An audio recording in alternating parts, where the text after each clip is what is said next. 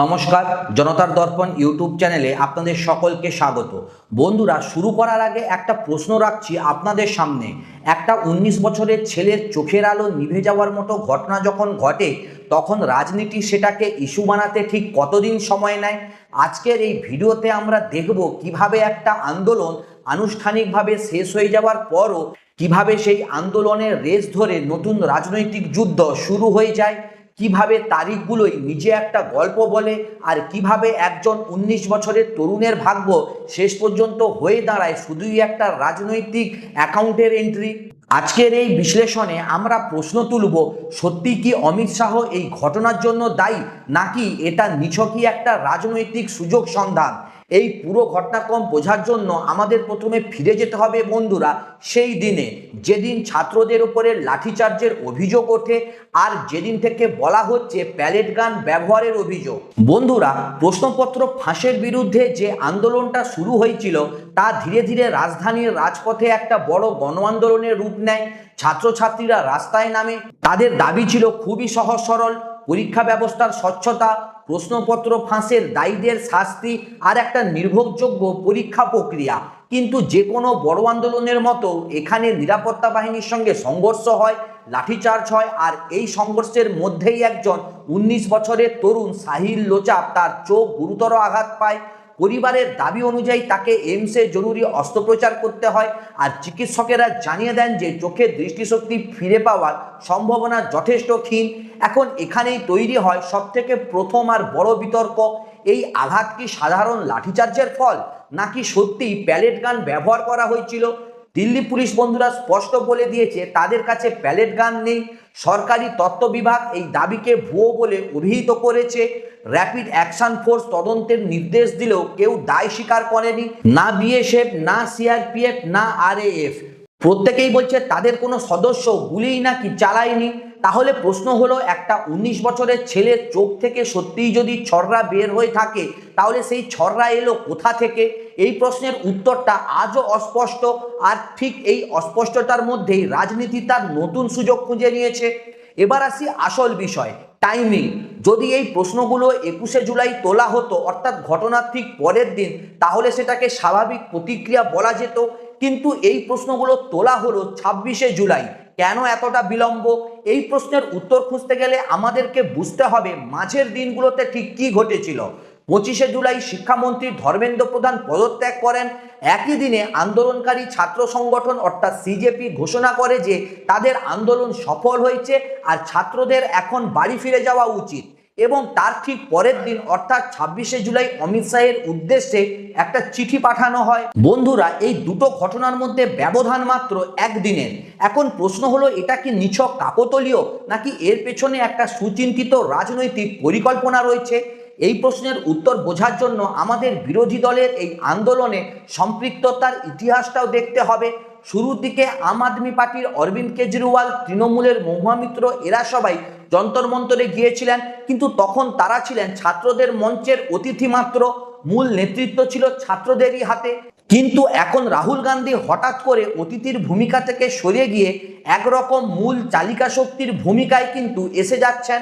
আর এটাই এই গল্পের সবচেয়ে গুরুত্বপূর্ণ মোড়। রাহুল গান্ধীর চিঠির মূল বক্তব্য হলো, দিল্লিতে যে নিরাপত্তা বাহিনী মোতায়েন ছিল তারা স্বরাষ্ট্র মন্ত্রকের অধীনে কাজ করে এবং সরাসরি স্বরাষ্ট্রমন্ত্রীকে রিপোর্ট করে। বন্ধুরা, র্যাপিড অ্যাকশন ফোর্স এবং দিল্লি পুলিশ দুটোই অমিত শাহের অধীনস্থ। তাই রাহুল গান্ধীর যুক্তি হলো, নির্দেশ সরাসরি অমিত শাহ দিয়েছেন, নয়তো তার মন্ত্রকের কোনো কর্মকর্তা দিয়েছেন। যেভাবেই হোক দায় শেষ পর্যন্ত অমিত শাহের উপরই বর্তায়। এটা একটা প্রশাসনিক শৃঙ্খলার যুক্তি, আর এই যুক্তিটা একেবারে অযৌক্তিকও নয়। প্রশাসনিক জবাবদিহিতার প্রশ্নে এই দাবি তোলা রাজনৈতিকভাবে একেবারে বৈধ। কিন্তু এখানেই একটা বড় অসঙ্গতি লক্ষণীয়।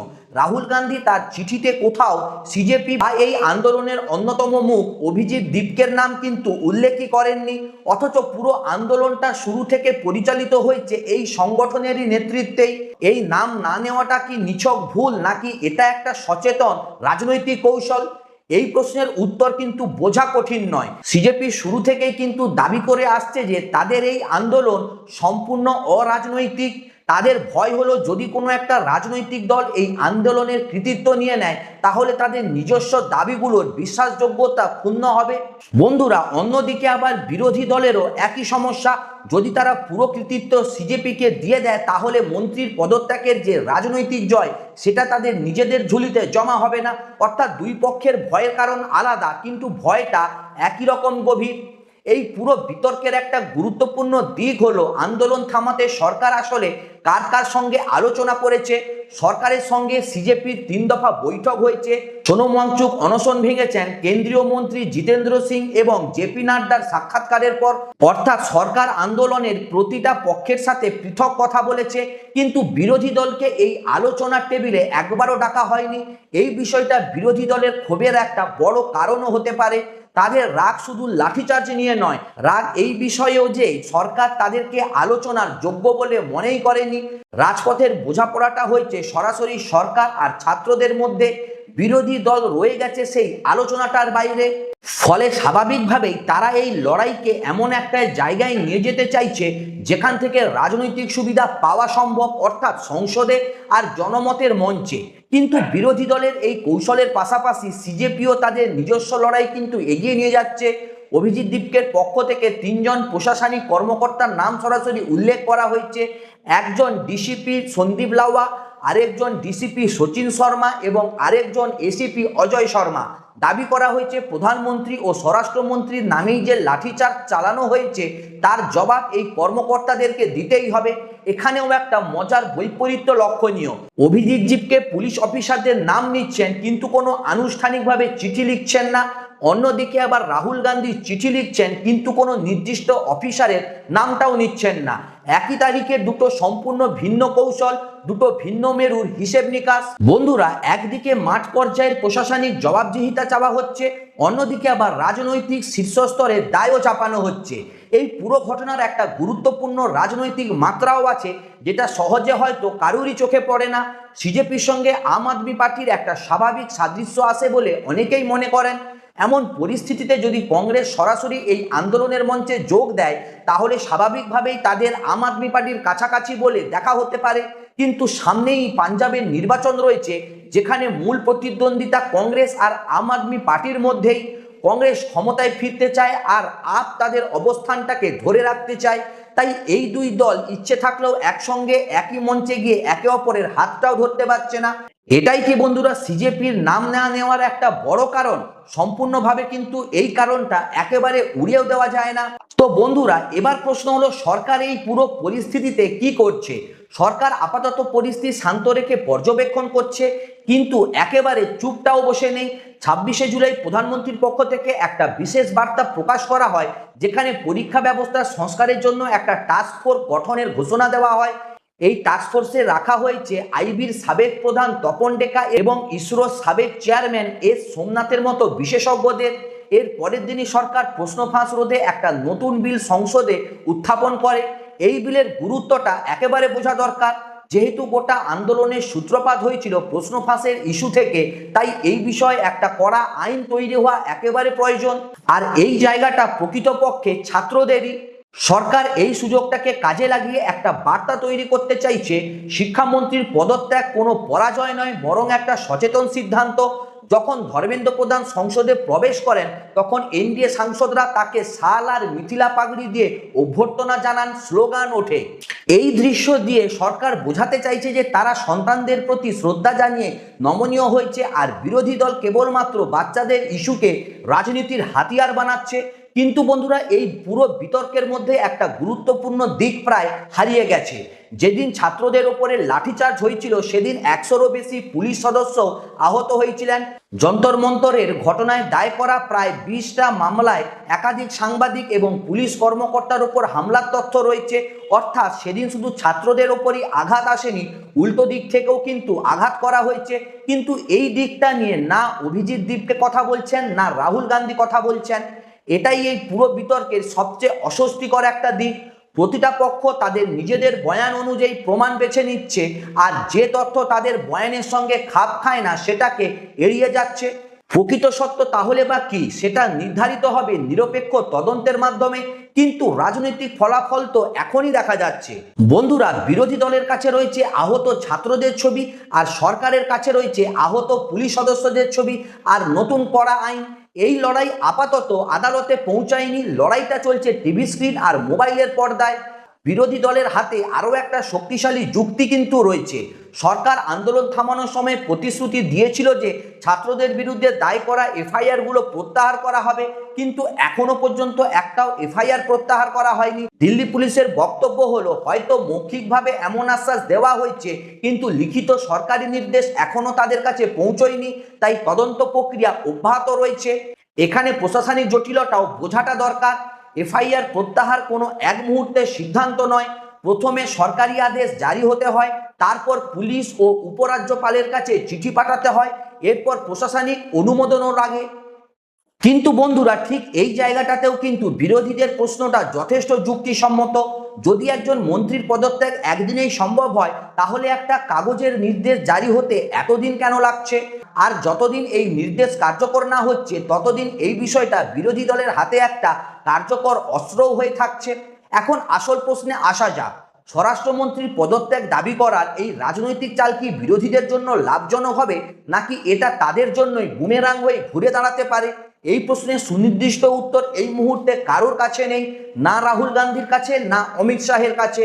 এই চাল তখনই সফল হবে যখন ছাত্রদের ওপর পুলিশি পদক্ষেপ নিয়ে সাধারণ মানুষের মনের মধ্যে জমে থাকা ক্ষোভ এখনো প্রশমিত না হয়ে থাকে। কিন্তু এর উল্টো দিকটাও আছে।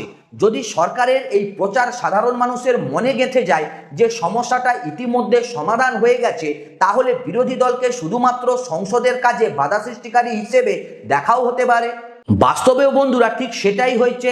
সংসদ একদিনে 4 বার মুলতবি হয়েছে, একটা বিল উত্থাপন ছাড়া বিশেষ কোনো আলোচনায় এগোতে পারেনি। বিরোধী দলের সীমাবদ্ধতাও এখানে স্পষ্ট।